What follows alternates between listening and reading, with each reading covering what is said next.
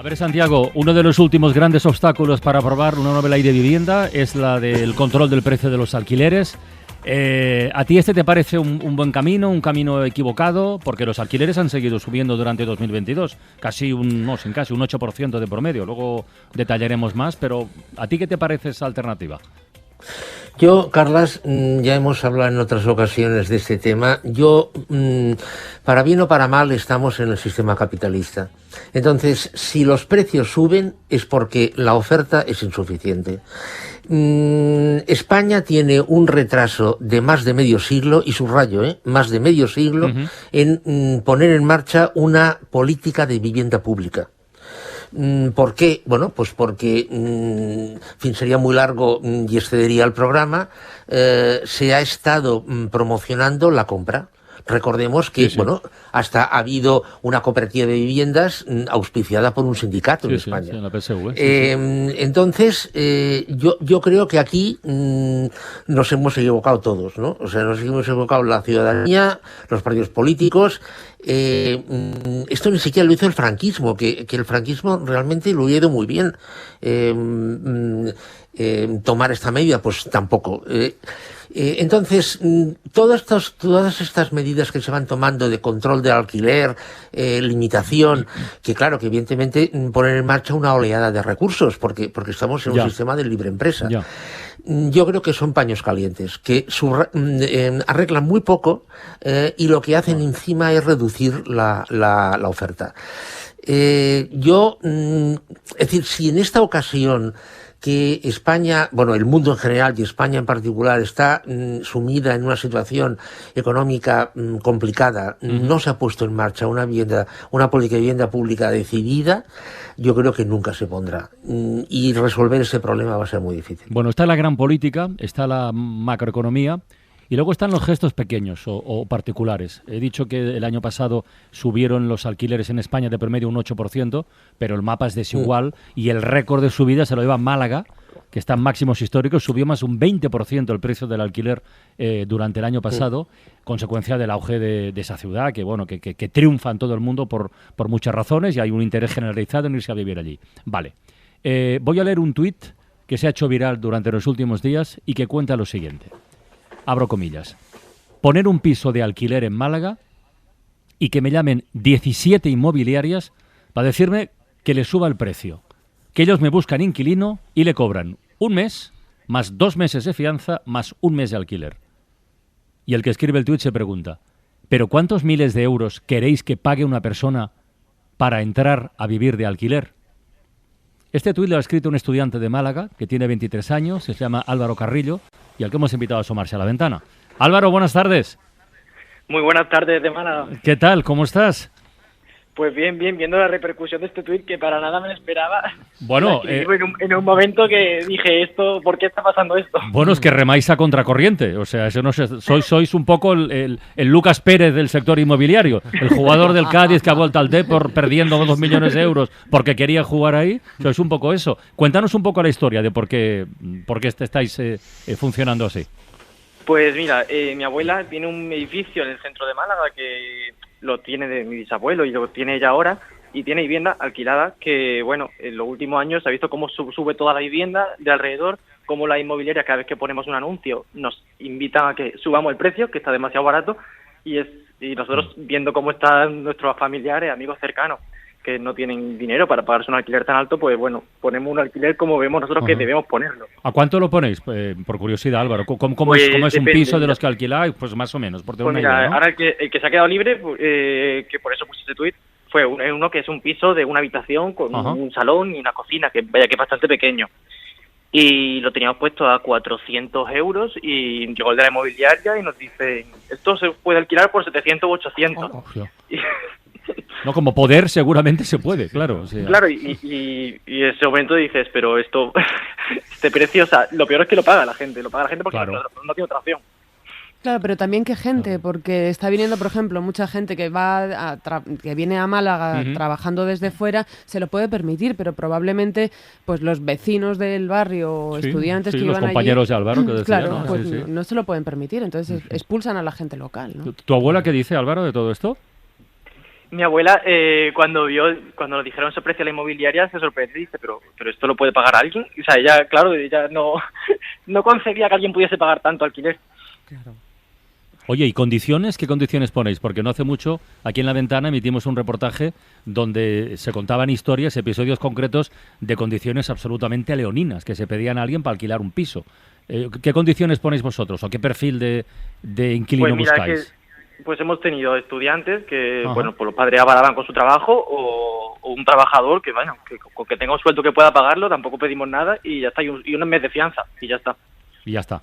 ¿Y las inmobiliarias qué os proponen? ¿Cobrar pues un mira, mes la más? inmobiliaria, claro, llegan, lo primero que te dicen, te hablan por cualquier plataforma de internet, te dicen, pues mira, puedes tener 2 o 3 meses de fianza, cobrar a lo mejor 800 euros del alquiler, y eso hace que la persona que vaya a entrar tenga que pagar pues 800 de alquiler, más 800 de la inmobiliaria, más los 1.600 de la fianza, al final está poniendo casi 3 o 4.000 euros por alquilar un piso. Sí. Bueno, pues no sé, Santiago, yo me he quedado parado conociendo esta historia. Es lo que decía de gestos, decisiones particulares, ¿eh? O sea, no digo que... Bueno, yo voy a añadir otra cosa que no sé si en el reportaje que hicisteis lo tratasteis o no. Se están haciendo castings de... Sí, castings de inquilinos. Que esto en Estados Unidos ya hacía tiempo que se hizo, ¿no? O sea...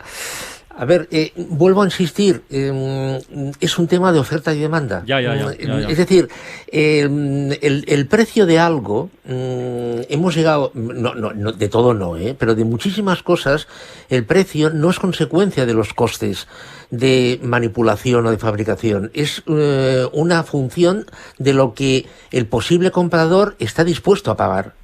Entonces, esta persona que ha hablado desde Málaga lo ha dicho muy claro, o sea, lo ha comentado de una forma muy clara. Es decir, está dispuesto a pagar, hay personas que están dispuestas a pagar, que pueden pagar, que se ven forzadas a pagar, llamadlo como queráis, 800 o los euros que sean. Santiago, pero entonces, cuando empleabas esa forma verbal, ¿no?, que se ven forzadas a pagar, porque claro, si quieres vivir en Málaga y la mayoría de los pisos están a 800 euros y tienes que vivir en Málaga porque trabajas allí, pues al final tendrás que pagar 800 euros. Es decir, que cuando dices que los precios no son resultado de manipulación, lo que sí son un poco el resultado de la manipulación de las inmobiliarias, ¿no? Que de repente ven un precio barato como el de Álvaro y le llaman para decirle, pero oiga, ¿qué hace usted poniendo esto tan barato? Sí, pero existe, o sea, existe un límite que nadie sabe dónde está, evidentemente, que depende de cada zona, de cada ciudad, etcétera, etcétera, que es el mercado. Es decir, hasta dónde está dispuesto a llegar el mercado. El posible inquilino a X, bueno, pues el límite es X, y cuando se llega a ese X, pues o baja o se mantiene ahí. Claro, luego existe, por eso yo lo de limitar alquileres no estoy de acuerdo. Sería mucho más partidario de dar ayudas directas, con nombres y apellidos. ¿Por qué? Porque la oferta entonces sale. Hay el caso de una ciudad española, que permitidme que no diga cuál es, que si os paseáis por ella sorprende la cantidad de locales vacíos que hay.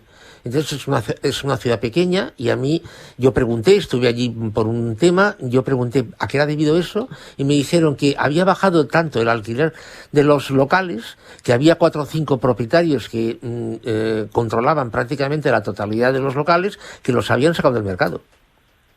Así, es decir, preferían tenerlos cerrados.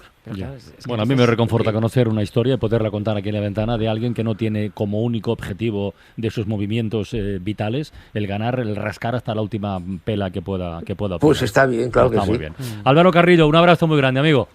Muchas gracias, hasta luego. Y gracias por contarlo en La Ventana, A vosotros. Oye, Santiago, enlazando, has dicho antes, bueno, ya hace tiempo que no son los costes los que determinan el precio tal y cual, Pascual. Oye, el parón, la protesta del sector de las panaderías, que están poniendo el grito en el cielo por los costes precisamente que les están llevando a la ruina o a no tener un negocio sostenible. ¿Esto tiene arreglo, tiene apaño? Esto, Carlas, como decía, como enlaza además con lo de la eliminación del IVA de alimentos y tal, sí. Sí. Esto, como decían los jóvenes, esto es un mal rollo. A ver si me sé explicar. No estoy hablando de panes especiales ni de magdalenas con virutas de no sé qué, cacao, tal. Estoy hablando de pan normal. O sea, cuando os coméis una rebanada de pan normal, estáis comiendo kilovatios. ¿Por qué? Porque en una barra, en una baguette de pan normal, prácticamente el 70% del coste es energía, o más, es energía. Entonces, si el precio del pan es normal, por favor, normal, está más o menos estandarizado por zonas, claro, a la que aumenta el precio de la energía eléctrica, todos los hornos ahora, la inmensa mayoría de los hornos de panadería son eléctricos, claro, el precio, el coste, perdón, se dispara. Si no se puede repercutir, por competencia, por lo que sea, este incremento de coste, las panaderías pierden. Pero hay países que sí han aumentado el precio del pan, como Francia, como Bélgica. Sí, pero tú te imaginas, Carlas, España hoy, 4 de enero, del 2023, año electoral, con 3 procesos electorales, al menos durante un tiempo, aunque luego bajen, una barra de pan normal a 3 euros. No, no? Es como el precio de la barra de pan cookie, de semillas y de no sé qué, ¿no? Claro. Bueno, pues es inimaginable, pues entonces, claro, esto no va a pasar. ¿Cuál va a ser la alternativa? Que evidentemente o sucede un milagro o un montón de panaderías pequeñas van a tener que cerrar. Otra cosa son panaderías que están dentro de cadenas que además de vender pan, venden 800 cosas más. Claro. Oye, hablando de milagros, o no milagros, y mirando un poco la vista atrás, echando la vista atrás, 2022 que ha terminado. La catástrofe, el apocalipsis, todo eso que hace 7, 8, 9 meses se pronosticaba, bueno, todavía el otro día la directora del Fondo Monetario Internacional volvió a utilizar la palabra devastación para hacer pronóstico de este año que ha empezado, pero como lleva haciéndolo hace 3 o 4 y no siempre ha acertado, ¿qué ha ocurrido con esto de las previsiones? ¿Hemos acabado mejor de lo que se preveía, Santiago? Bueno, lo que ha pasado parece ser es que la problemática de fondo, o sea, hay 2 problemáticas. Por un lado está el binomio energía-combustibles, petróleo, queroseno y todas estas cosas, y luego por el otro lado está todo lo otro que es transportes, cadenas logísticas, chips, costes de fabricación, etcétera, etcétera, que son 2 niveles distintos.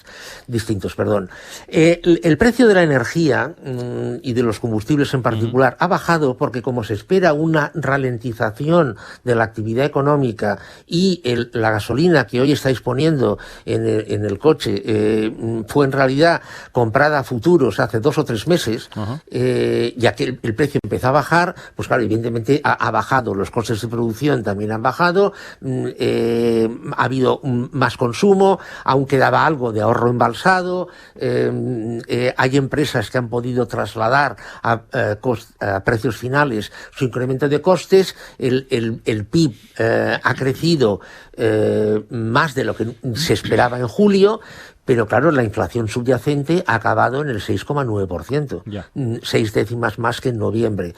Con lo cual, ¿qué es lo que ha sucedido? Bueno, lo que ha sucedido es que esta caída, bueno, pues en vez de suceder a finales del 2022, se ha trasladado al 2023. Recordemos que los presupuestos generales del Estado, que fueron aprobados hace unas semanas, están calculados con un crecimiento del 2,1% para España en el año 2023.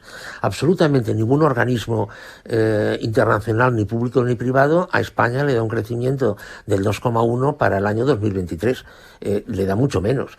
Bueno, ha habido una traslación. Por eso decía antes lo que decía, que hasta primavera las cosas van a estar bastante turbias. No se van a ver cosas, no se van a ver... o sea, si tenemos la suerte de que el precio de la energía se mantenga bajo, no empiece ahora a helar por todos lados y nos congelemos todos, con lo cual evidentemente... Bueno, no parece, evidentemente. Bueno, pues oye, esto evidentemente va a ayudar. Pero por ejemplo, automóvil, no es debido, o sea, es debido a múltiples factores. Pero en el año 2022 en España ha sido uno de los, que si no recuerdo mal, el segundo año en 20 años que se han vendido menos coches. Sí. Bueno, entonces, claro, es decir, este crecimiento del Producto Interior Bruto, que va a rozar el 5, está muy bien. Lo que pasa es que no ha sido uniforme. Toda la ciudadanía no se ha beneficiado del 5%. No, sí. Nuestro gran problema es la desigualdad, efectivamente. Exactamente. O sea, está sesgado. A unos sectores le ha beneficiado más que a otros. En fin, ha ido muy por barrios esto. Mucho.